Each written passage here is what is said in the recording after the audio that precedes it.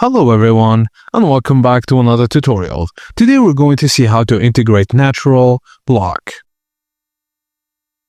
The base 10 algorithm of 100, written as log base 10 of 100, equals 2, because 10 raised to the power of 2 equals 100. In general, logarithms and exponents are inverse operations. They undo each other. Another way to say there is a logarithm is simply an exponent written in a different form. For example, log base a of x equals y means the same thing as a raised to the power of y equals x. So, if we see log base 10 1 of 100, the question it is asking is 10 raised to what power equals 100, and the answer is 2.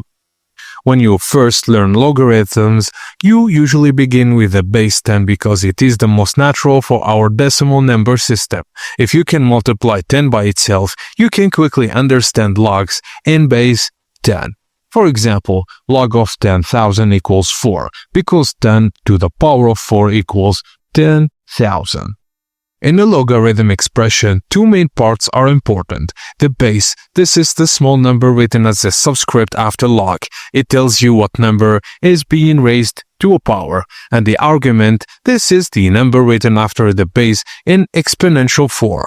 This number is the result of raising the base to some power. For example, in log base 10 of 100, the base is 10 and the argument is 100.